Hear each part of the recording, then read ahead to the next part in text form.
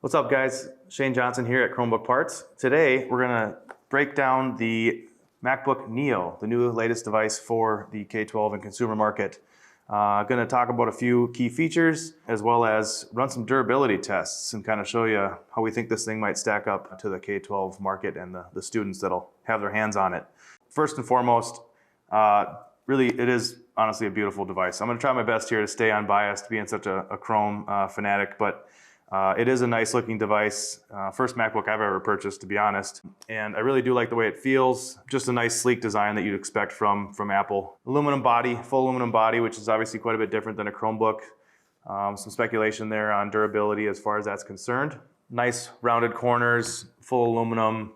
Will be interesting to see how it can handle the durability tests and how those corners fare after they've been dropped and damaged, and what kind of denting happens to the device and how that affects the alignment. Additionally, one thing I noticed is you get 2 USB-C ports, 1 headphone jack. It would have been nice to have an additional USB-C port, especially on the opposite side of the machine, just when it comes to giving you more options for accessories and plugging it into different areas. Before we jump into testing, I want to pop the cover off the bottom here, kind of show you some of the modularity everybody's talking about, and how that will impact the durability and the replacement of parts.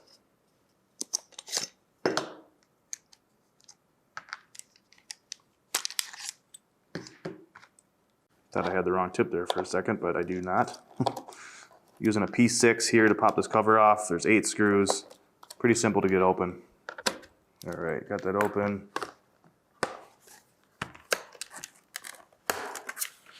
Two tabs on each side.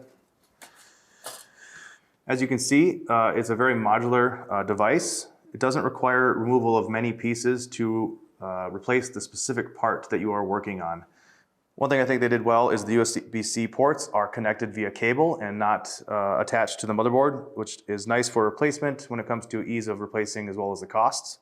Unfortunately, to replace the keyboard, you end up having to remove 88 screws. That's right, 88 screws out and 88 back in to replace the keyboard. 8 on the outside, 6 or 7 I believe on the motherboard, 2 on the Wi-Fi antenna, 20 on the battery of various types, switching tips there. And then 45 T2 screws on the back of this keyboard after you remove the aluminum foil that is on the back of the keyboard. Quite a bit of work just to swap out that keyboard if you do have a liquid spill damage. Something to think about from a time management perspective.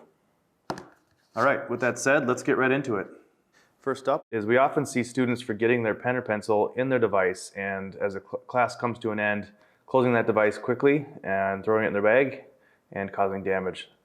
Let's see how that affects the screen with the MacBook Neo. Fared pretty well. Obviously there's a lot of variability in how hard you slam this device shut, but that Gorilla Glass seems to be holding up pretty well. Next up, we're going to simulate a drop test in a backpack, as we see that pretty commonly. So we slip that into the laptop device pocket, and we have a few books to simulate textbooks that maybe a student might be carrying.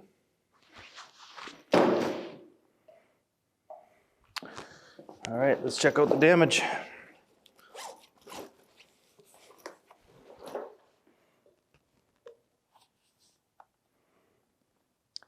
No major dents or scratches. Looks really good. Open it up here and the screen survived perfectly. Next up, we're going to do a drop test from a desk height in a carpeted classroom, simulating a cord being stripped on, which may be something that we see in the K-12 market.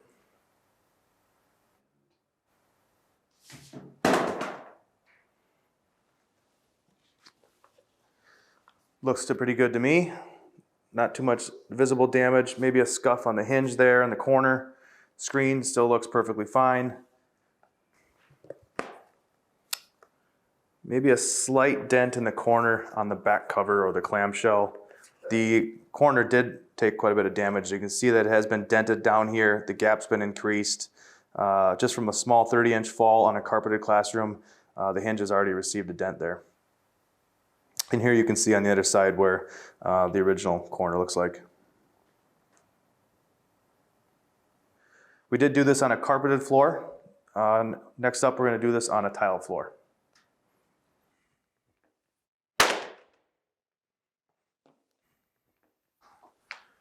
Looks like it withstood it pretty well.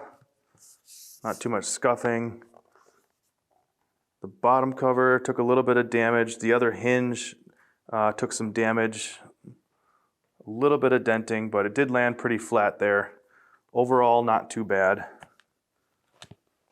Screen and hinges still in good working order.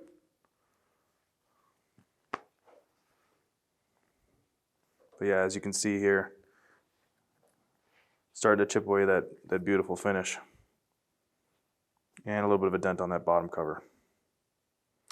Next up, we're going to simulate a closed device drop with whatever one-hand challenge or whatever the kids are going to come up with in the future.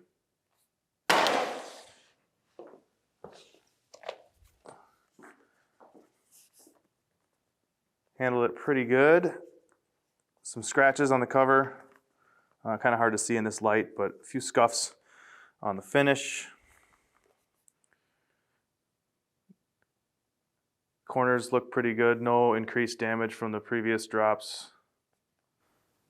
Overall, handled it really well. Next up, we want to demonstrate an open shell drop on its side. Same 40-inch height tiled floor. Ooh, that's it. It's done. I was really hoping to get a couple more tests out of this thing. Yeah, unfortunately, the screen is now officially done. Game over. Hinges very dented. As you can see, this back corner is now destroyed. Does not close flat. Entire back cover is very bent.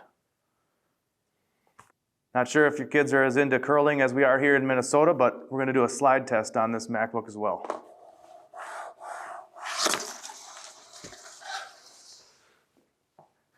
Oh yeah, definitely took some scratches. That aluminum is a little bit soft. That is what you can expect those devices to look like after some use.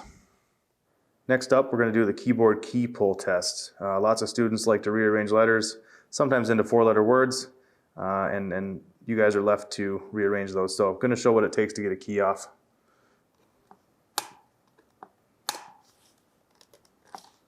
Pretty resilient, actually, not too bad from that direction. Using a pen at least. The design is actually pretty good where it makes it hard to get your finger in there, but there we go, finally got one off. And the key actually withstood that pretty well, so I think you'd be able to get this back on pretty easily. And look at that.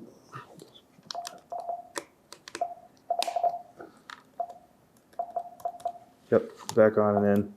The scissors actually stayed together pretty well. Overall, pretty good key design. Does look a little bit more tamper resistant than other devices in the market. I think no matter what, kids are going to find a way to damage stuff, but not too bad of a design here.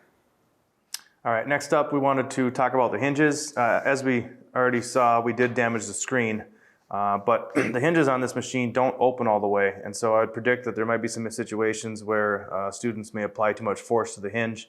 And so while it's going to be hard to measure the force, we do want to force these hinges back and see what happens. It does force down pretty well, actually, beyond where it was supposed to go. Can't really see what's happening on the back side here, but that's actually pretty impressive. At least to me, anyway. It does look like it does go back quite a bit farther than I anticipated. However, it did, I think, increase the range from where it started its life. It surprisingly does handle that very well. Sometimes devices get left in the driveway, backpacks get left in the driveway. So we're gonna simulate that by driving a F-150 over the top of it.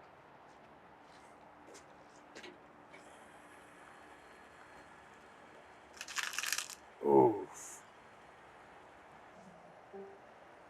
Finish him.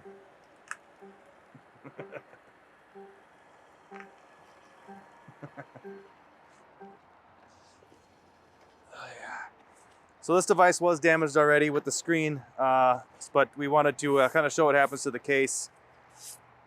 Get that cleaned off here.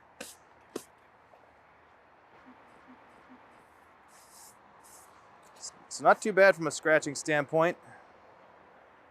It's a little bit misshapen. It definitely warped a little bit there. Again, that might be the biggest issue with this MacBook, is that while aluminum, it is pretty soft. Of course, obviously, most students won't be driving over their devices with a vehicle. Just in our testing today, it does seem to be pretty soft and malleable. The screen is not any more broken than it already was. We may have to do another test on this with a new screen to see if that would happen. But overall, the screen did handle it pretty well. And that's it for the MacBook durability test. A few surprising things that happened. I think that it handled the backpack test and the pen test very well. The ports seem very sturdy, especially with that aluminum frame, and I really like the modularity when it comes to replacing them. Unsurprisingly, the drop test went outside of the backpack with the device open, went very poorly. I think that it's going to be a huge problem for schools when it comes to damage and repairing that portion of the device. Despite all that, it did survive a 2-ton truck. I'm Shane Johnson for ChromebookParts.com. Thanks, we'll see you next time.